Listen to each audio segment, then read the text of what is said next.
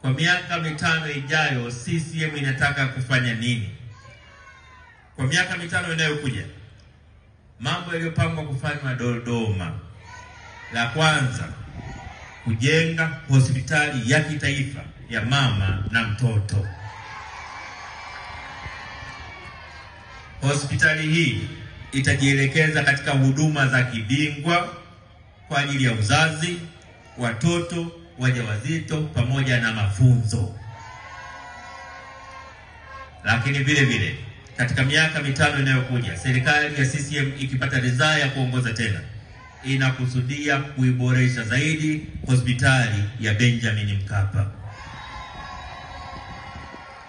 Tunataka hospitali yetu iwe na ukubwa wa kuweza kutoa mafunzo kwa watu kutoka ndani na nje ya nchi. Tunataka hospitali yetu iweze kufundisha madaktari wetu, iwafundishe wauguzi wetu na iwafundishe wahudumu. Tunataka hospitali yetu ya Benjamin Mkapa iweze kufanya huduma za kitabibu na tafiti za kitabibu ambazo hazijawahi kufanyika. Tunataka hospitali yetu iwe na mabingwa wa aina zote katika kutibu magonjwa ya watu wetu. Lakini vile vile katika miaka mitano inayokuja, nia ya serikali ya CCM ni kuboresha hospitali ya rufaa ya mkoa wa Dodoma ya General, ambayo nayo itaongezewa vitendea kazi na itaongezewa wataalamu.